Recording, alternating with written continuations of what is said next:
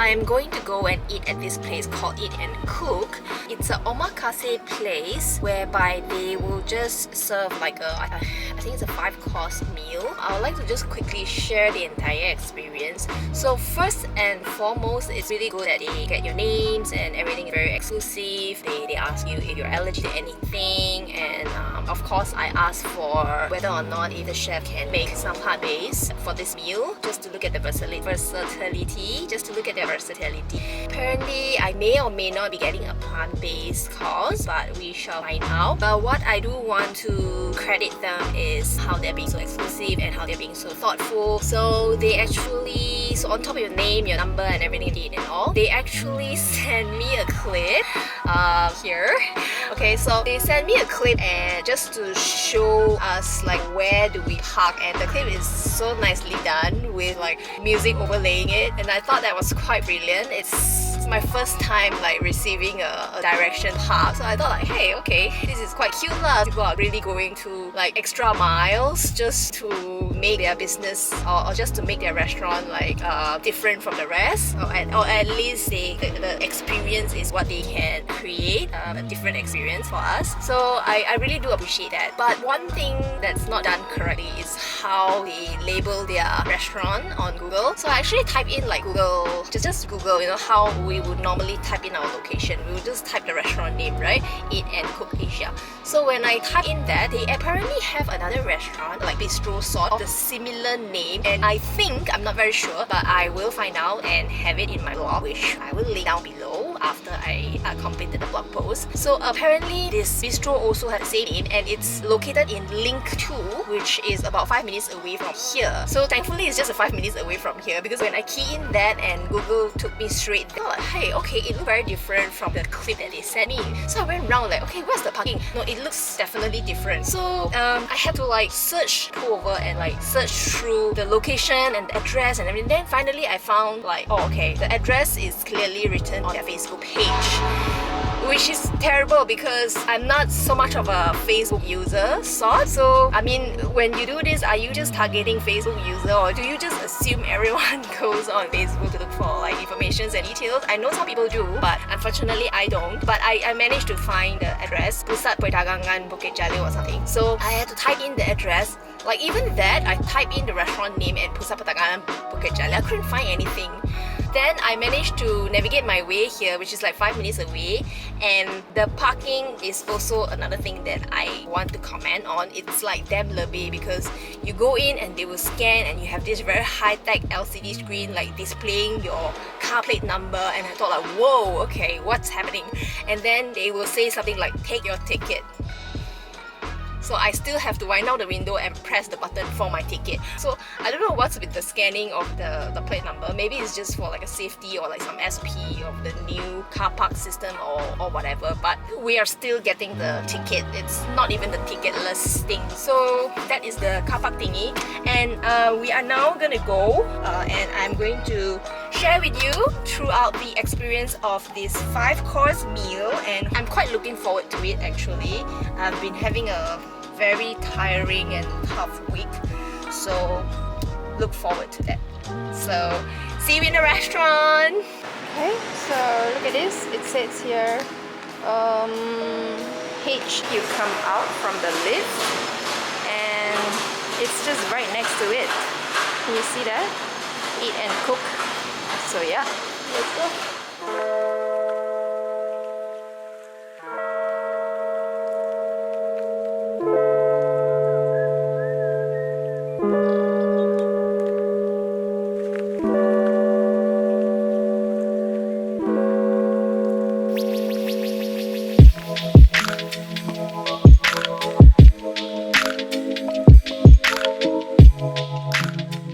I'm not very sure if Cindy is here. They are very thoughtful. They gave us a clean plastic bag as well, which I cannot open. So yeah, so they gave us a clean bag so we can put our masks into it, which is thoughtful, I feel. The first thing that we are having right now is the homemade ciabatta, which is recommended for us to eat with our hands, so no cutleries are given. Of course, it's not that ideal lah, but they gave us cleaning tissue as well, so it's not too bad, right? So we are trying their homemade ciabatta, which is still warm, so that's nice. But so the cream is very, very light, super light, but the flavor is definitely there, which is nice. And I do like their ciabatta texture actually. It's kind of good.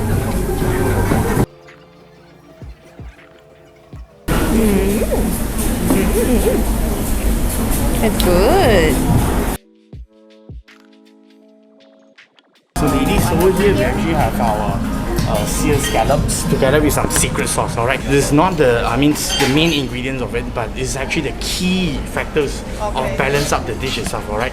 We actually have the tomatoes from Cameron Highlands, but we are doing lacto fermentation for 6 days. The white color sauce is actually all the training from the scallop. On the side we actually have the ham choy powder. This is the dust of salted vegetables, alright? You should try together with tomato, the dust, the sauce and crackers in one bite.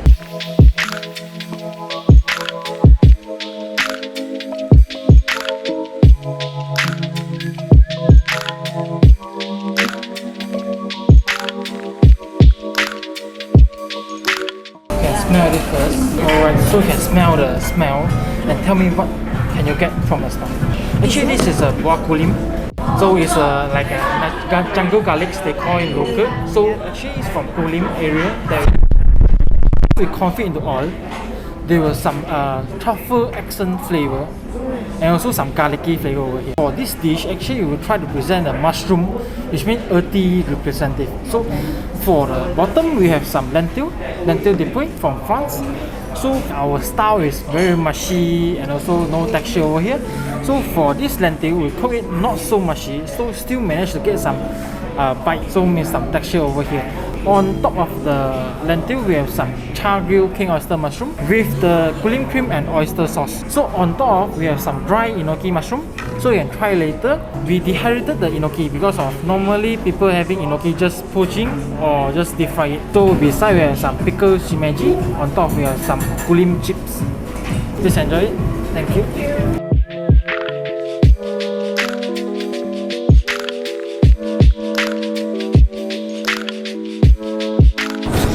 This one really surprised me, oh my goodness. Because the mushroom is dehydrated, there's a lot of flavor in it. I love it. I never expected Right? that kind of flavor. Right? There's a lot of a lot of surprise. Good, right? A lot of surprises. It's very good. Yeah, it's very good. Whoa. You know what I mean? Okay. Enoki 好食啊 You never expected 啊 mushroom 都好食啊係個 mushroom，佢 grill 到有少少甜甜地，咧又有嗰個少少叉味，又唔會好嘅叉咁樣。Yeah, nice, right? I love it. Very good. Very, very good, this one.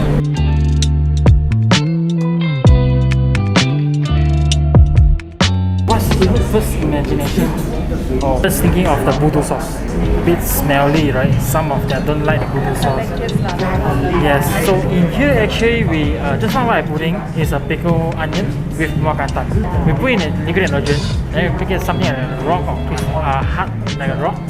So on top we have some sago inside here. So in here we cook with a fish stock. So something like savory sago. After the sago we have some sauce over there. Actually it's a voodoo with cream. Inside the cream, we put some pickled onion, muah kantan, calamansi inside here. Then for the more orangey, actually it's the tomato with the voodoo sauce. So for the glazing beside, you can see, we managed to see some dark color sauce. Actually it's a balsamic glaze with voodoo sauce with shallot and some white vinegar inside. Thank you, please enjoy it. Way through and we are getting this nice looking palate palate cleanser that's made into a lollipop shape, which is very cute. Asam buih powder and kaffir lime powder. So it's supposed to like dip, and then have this cleansing your palate.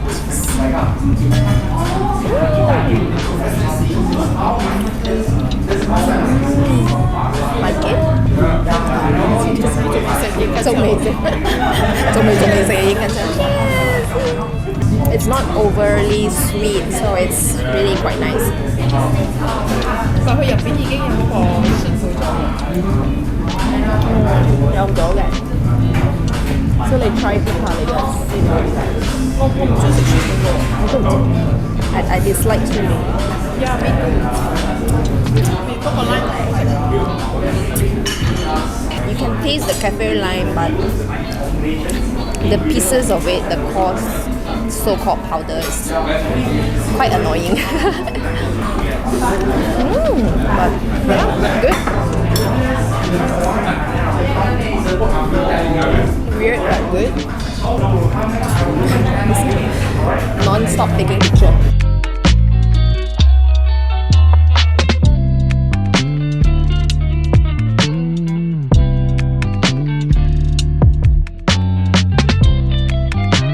So we decided to have wine. We're pairing this with the next dish, which is a pasta with duck jewel. So this is supposed to cut through the fats.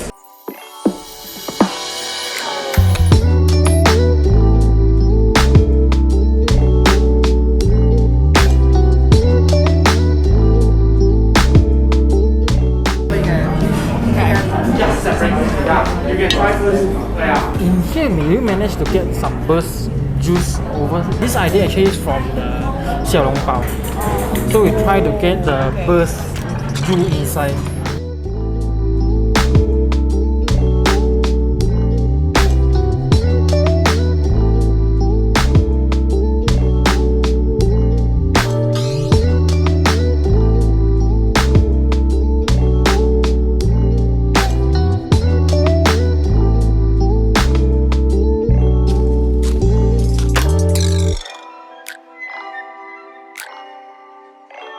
Malaico, yeah. Yeah, because of Gula Melaka. So if you try the raw corn, yes, this one, very sweet, right? So actually the raw corn is get from local. It's a young guy, young farmer. He's planting in Sri Kembangan. So now he only focus with red corns. On top of the corn silk, also from the red corn. So you can try it also. This one we really wash and deep fry it. Actually the ice cream we blend the young coconuts, the meats, blend it. On top we have some old coconut meats also. We really char it. Please enjoy. Thank you.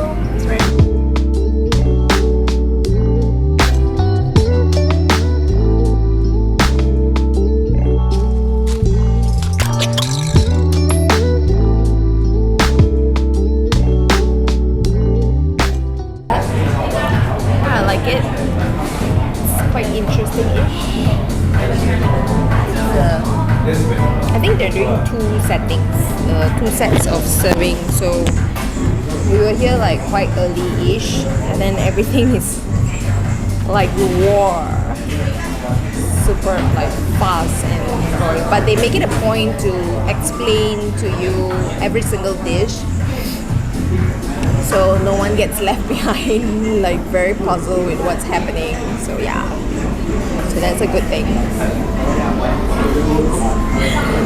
5 minutes later.